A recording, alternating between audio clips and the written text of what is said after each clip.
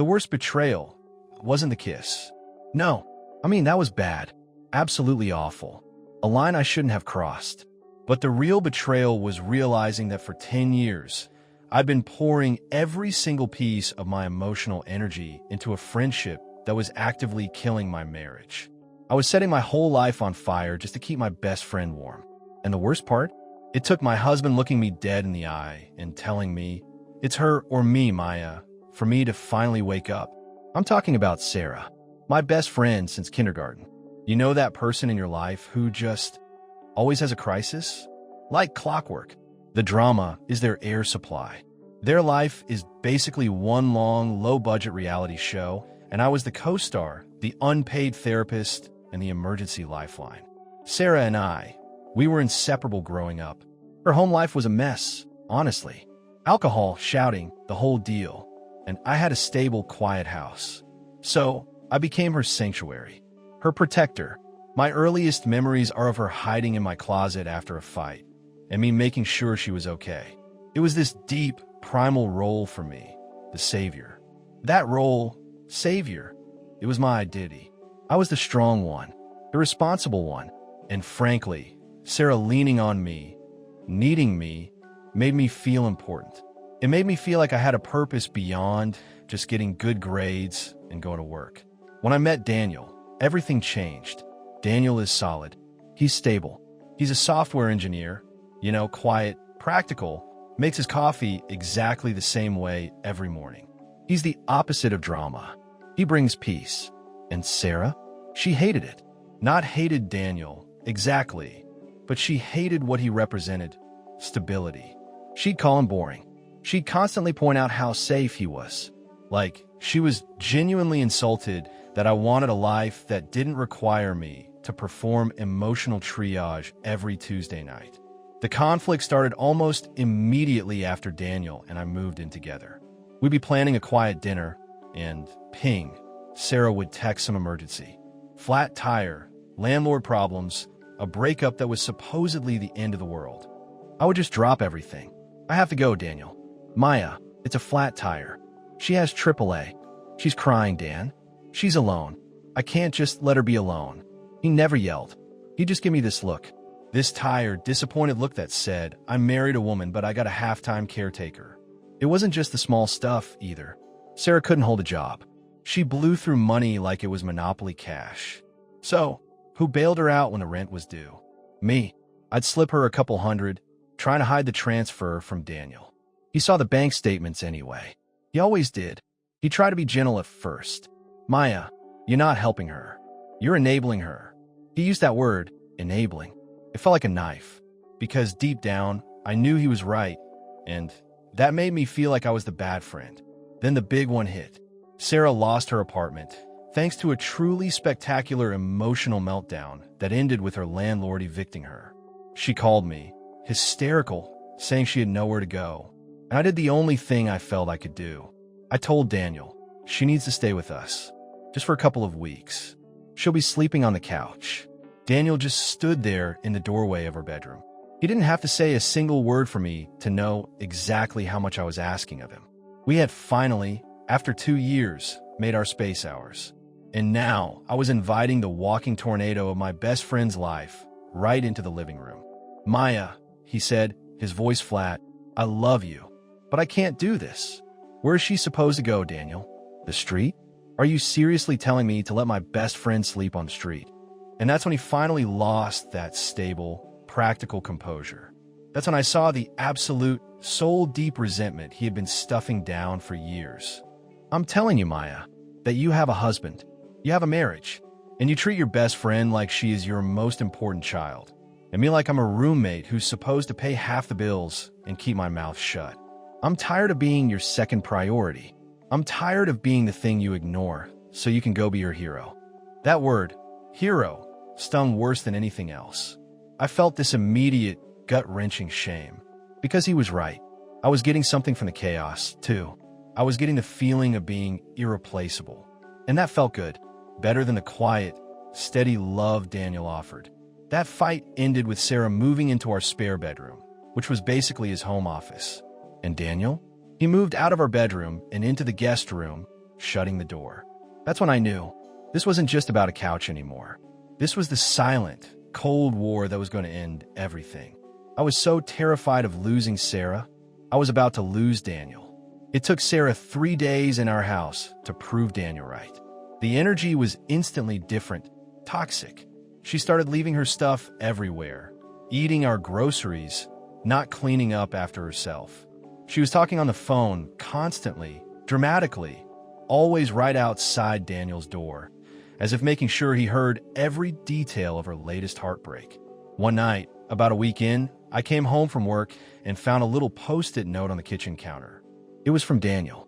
"I'm staying at a hotel tonight. I need space to think. We need to talk." My hands started shaking. This wasn't a fight he was going to sleep off. This was real. I walked into the living room. Sarah was watching TV, totally oblivious, eating popcorn on the floor and tossing the kernels at the screen. The room was a disaster. I looked at the mess, and I looked at the empty space where Daniel's car usually was, and for the first time, I didn't feel rage at Daniel. I felt a cold, paralyzing fear that I had finally broken something I could never fix. I realized, standing there, that I hadn't lost my husband to another woman. I had lost him because of my best friend. And that was a hell of a truth to swallow. The absolute worst part? That note was just the beginning. It got so much worse before Daniel was gone, and Sarah was still sprawled out on the floor, eating popcorn, asking me if I could run to the store for some more soda. She didn't even notice I was pale. She didn't notice the tension in the room. She just saw me as the resource who was now free to run her errands. That's the moment the framing shifted for me. I stopped seeing her as my sweet, vulnerable best friend and started seeing her as a burden. A beautiful, decades-long anchor that was dragging my whole life down. I didn't get the soda. I went into the guest room where Daniel was now sleeping and just stared at the neatly made bed. His side of the closet was half empty. He had taken his favorite worn-out t-shirts, the ones I always teased him about. He was serious. I called the hotel. He picked up on the third ring. His voice was cold, businesslike. That was worse than him yelling. "I need to talk to you, Daniel. I'm sorry. Maya, don't," he cut me off. "Don't say you're sorry until you know what you're sorry for. Right now, you're just sorry I left." Ouch. But he was right. I was sorry for the consequence, not the action. We agreed to meet for lunch the next day, not at our usual place, but at a cafe near his work. Neutral territory. I remember getting dressed and feeling like I was preparing for a job interview or a court hearing. I put on my best dress, the blue one he loved. It felt pathetic, like trying to bribe a judge. I walked in, and he was already there, staring out the window, nursing a cup of black coffee. He didn't look up until I sat down. The conversation that followed wasn't a fight. It was a breakdown of our life together, a clinical autopsy of our marriage. "When was the last time we went an entire weekend without a crisis involving Sarah, Maya?" he asked, not as an accusation, but as a genuine question. I couldn't answer. I genuinely couldn't remember. He continued, "When we talked about having kids, do you remember what you said?" I felt the blood drain from my face. I remembered. It was a few months prior, and the topic had come up. I was anxious about it, and I admitted to him, "I don't know how I'm going to handle a baby, Daniel. Sarah needs so much help already." He leaned forward, placing his hands flat on the table. "You compared your best friend to the responsibility of a newborn. Do you realize that? It's not like that, Dan. It is exactly like that. You have adopted her problems as your primary responsibility, and you have consistently prioritized her emotional needs over mine, over ours, over the future we promised each other. That is not a partnership, Maya. That's a codependent rescue mission. And I refuse to be the casualty of your hero complex." He was using these big, painful words: codependent, hero complex, casualty. They hit me hard because they were things I had thought about in the dark. Then he told me about his plan. The vacation we had planned. That expensive, non-refundable trip to Italy we were so excited about. Sarah had casually mentioned to me that she was thinking about booking a last-minute flight and meeting us there to finally see Europe, claiming it was a spontaneous idea.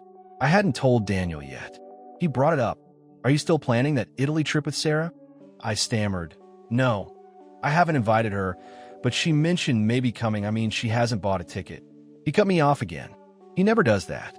Here is the line, Maya, he said, and his eyes were absolutely unwavering. I'm not going to leave you, and I am not going to file for divorce today, because I love you, and I truly believe you are a good person who is terribly, terribly lost. But this ends now. I'm giving you a choice, a real, final choice. And I mean it. He didn't give me the ultimatum I expected, which was to kick Sarah out. He said, you're going to cancel that trip to Italy, and are going to take that money, and you're going to use it to pay for Sarah to go to therapy. Real, long-term, intensive therapy. I will find a therapist. I will pay the first 6 months retainer out of our savings. And you're going to tell her, clearly and firmly, that your role as her caretaker is over, and she has to start taking responsibility for her own life. I stared at him. It was a beautiful, brilliant, brutal move. He wasn't kicking her out. He was offering a solution, a literal intervention, that forced me to put my money, my time, and my commitment where my mouth was. It wasn't about vengeance. It was about necessary, painful growth. If you refuse to cancel that trip, he continued, if you go on vacation with her, or if you refuse to offer her this help and instead let her continue to sink while you paddle after her, the marriage is over. I'm moving out for good. No more guest rooms. No more coffee dates. That is my line in the sand, Maya. And I need you to step up and finally choose your wife over your best friend. The silence was deafening. He didn't say, choose me. He said, choose your wife. He made me responsible for saving myself. I sat there, my mind spinning. The kiss. It flashed through my head. That moment a month ago after Sarah's latest disaster when she was crying in my car and I had foolishly leaned over to comfort her. And she turned her head, and our lips brushed. It wasn't sexual, it was just desperate, confusing closeness. A blurred line that I instantly regretted and pushed away from. And now Daniel was offering me a chance to fix everything. A chance to save my marriage. Could I really let that go to protect Sarah's feelings? To keep this pathetic, fragile secret? I looked at him, at his tired eyes, and I made the only choice I could make. I'll do it, Daniel, I whispered. Daniel had laid out the path to saving our marriage. Cancel the trip and pay for Sarah's therapy. A solution that was both harsh and genuinely helpful. But implementing it? That was like walking barefoot over glass. I knew I couldn't just tell Sarah. She'd weaponize her distress. She'd turn it into a scene, a desperate performance where I was the villain and she was the tragic, abandoned figure. She was a master of emotional manipulation, and I was her easiest target. I waited until she was out, supposedly at a job interview she hadn't bothered to prepare for. I pulled up the Italy booking confirmation, mine and Daniel's. That trip had been a dream of ours since our honeymoon. I clicked cancel reservation. Seeing the confirmation email pop up felt like watching $4,000 just disappear, but also like a huge, suffocating weight lifting off my chest. That money was now earmarked for something necessary, something painful. Then came the hardest part, setting the trap. I called her. Hey, can you come home? I have some really big news about the Italy trip. She came back beaming. She walked in, threw her bag on the floor, and said, Is it official? Are we booking my ticket? I already know what dresses I'm going to pack. She said we, like it was always the plan. Like her impending presence in our romantic getaway was a given. That small, entitled assumption gave me the final, necessary steel in my spine. I didn't let her sit down. I stood in the middle of our living room, the space she had cluttered and contaminated with her chaos. Sarah, we are not going to Italy, I said, my voice steady, surprising even myself. Her smile evaporated. What? Why? Did Daniel? No, I interrupted, cutting off the blame before it started. This is my decision. We cancel the trip. It's over. I watched her cycle through her classic stages. Denial, rage, and finally, theatrical despair. Are you serious, Maya?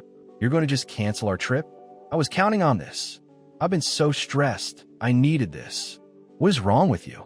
Nothing is wrong with me, Sarah, but something is wrong with us. I took a breath. This was the framing, the context she needed to understand. We have been doing this dance since we were kids. You have a crisis, and I fix it. You fall down, and I pick you up. But you know what? You're 30 years old, and you're still expecting me to be your mother, your therapist, and your bank. And I can't do it anymore. She scoffed, a genuine sound of offense. Oh, so now I'm too much trouble? Is that what Daniel said? Did he finally turn you against me? You're choosing your boring husband over your best friend? Over the person who was there for you before him? He didn't turn me against you, I said, pushing through the guilt. He made me look at what I was doing to myself and to my marriage. And Sarah, my priority has to be Daniel. It has to be my husband. Then came the punchline, Daniel's condition. I didn't cancel the trip for nothing. I continued, holding up the paperwork. We're taking the money we would have spent, and we're paying for you to see a therapist. A good one. Daniel even already vetted one. I've scheduled your first appointment for Tuesday. This is my last act of friendship, Sarah. I'm not going to keep catching you when you fall, but I'm going to buy you the parachute. She actually laughed. A harsh, brittle sound. Therapy? Are you serious? I don't need therapy. I need a vacation. You're seriously going to waste $4,000 on a shrink just because your husband told you to? I'm not wasting it. I'm investing it in you taking responsibility for your own life. And when you start going, when you get your own apartment and you get a real job, then maybe we can talk about rebuilding. But until then, I need space. You can't stay here anymore. That's when the dam broke. She didn't cry the sad tears. She cried the furious ones. She screamed that I was a fake, a traitor, a self-righteous snob. She brought up every single thing I'd ever confided in her. She even brought up the kiss. Is this about that night? When we were so close? Are you scared you felt something for me, Maya? Is that why you're pushing me away? Because you can't handle the truth. The blood rushed to my ears. That was the moment I felt the most profound sense of betrayal. Not because she brought up the kiss, but because she tried to twist that moment of drunken, desperate confusion into some sort of illicit, romantic drama, just to try and make me feel guilty. Don't you dare, Sarah. I choked out. That was a mistake. A stupid mistake that I instantly regretted, and I am not going to let you use it as leverage. That was about you being desperate for connection, and me being too weak to set a boundary. It meant nothing to me, but what does mean something? My husband, my marriage, and my peace. She finally understood. It wasn't a threat. It wasn't a negotiation. It was over. She packed her bags in a frantic, destructive rage, throwing clothes into a suitcase, smashing a coffee mug in the kitchen, our wedding mug. I just stood there and let her. I didn't help. I didn't try to calm her down. I had to let her feel the full weight of her consequences. She left the key on the counter, slammed the front door so hard the house shook, and she was gone. Silence. Absolute, terrifying, beautiful silence. I walked through the house, picking up the pieces, and I felt the profound exhaustion of ending a 20-year war. It was over. I called Daniel. He picked up immediately. She's gone, Dan, I whispered. My voice was shaky, but the tears didn't come. I was empty. He didn't ask what she said. He didn't ask if I was okay. He just said, I'm coming home, Maya. And he did. But when he walked back through that door, it wasn't the happy reunion I expected. It was the beginning of a long, uncertain road. The drama was gone, but the damage was still standing. The betrayal, mine to him, was the chasm. Daniel walked in, and I didn't rush him. I just stood there. He looked tired, not angry, but profoundly weary, like he had been carrying something heavy for years and only now put it down.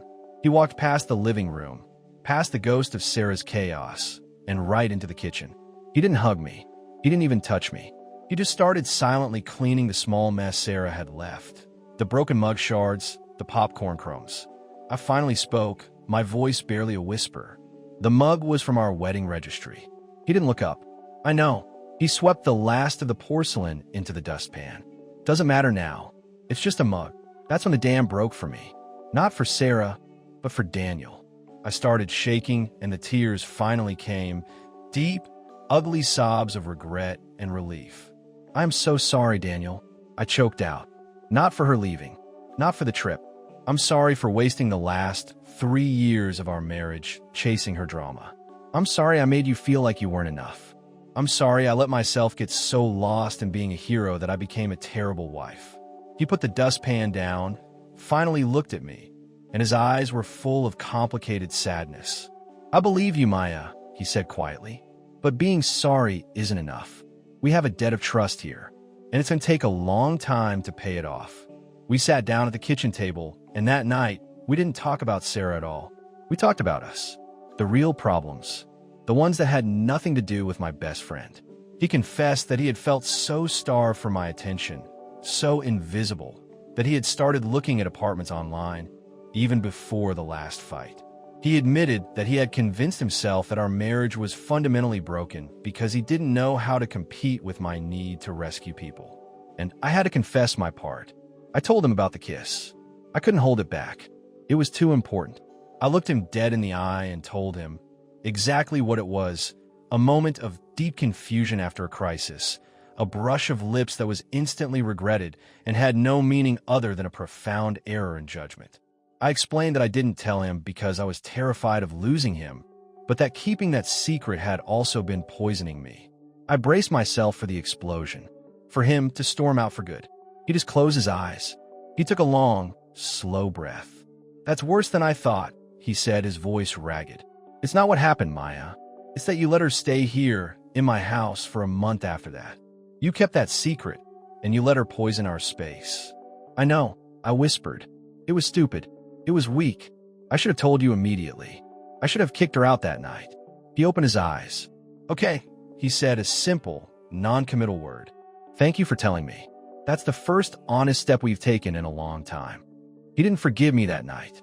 He didn't pretend it was okay. He slept in the guest room for another week, but this time, the door wasn't shut in anger. It was shut for space. Space for both of us to process the damage. The resolution wasn't magic. It wasn't a movie ending where we kiss passionately and all the problems vanish. It was a long, slow, painstaking process that felt like we were redating our own husband and wife. We went to dinner and talked about our jobs, not our problems. We watched bad TV and held hands without talking. We had to learn how to exist in peace again, to find the quiet comfort that Sarah's drama had always drowned out. The rule was simple: prioritization. Daniel needed to know that he was first, not because he demanded it, but because he deserved it. I deleted Sarah's number and blocked her on social media. It felt brutal, like a necessary surgical amputation. I did hear from her once, an email about 2 months later. It was a long, sad message where she blamed the therapist, blamed the eviction, and casually mentioned she had to move 3 states away to live with a distant relative. She never thanked me for the therapy money. She never apologized for the chaos. She just signed off with, "Hope you're happy now that you got what you wanted." I deleted the email without responding. The victory wasn't crushing her. The victory was choosing my life. It's been 8 months now. Daniel is back in our bed. We still have arguments, but they're about the small, normal things. Who left the cap off the toothpaste? Not who is abandoning who. We took a small, quiet vacation, just a weekend trip, and we talk more on that trip than we had in the last 3 years combined. We talk openly about our mistakes now. We talk about how my need to be the savior was a flaw I need to constantly work on, and how his need to be the silent martyr was just as damaging. We are still rebuilding. It's difficult, but the foundation is stronger now because it's built on ruthless honesty and firm boundaries. The greatest loyalty you can show your marriage isn't just fidelity. It's the willingness to tell anyone, even the person you've known since kindergarten, "You are standing on my side of the line, and I need you to step back."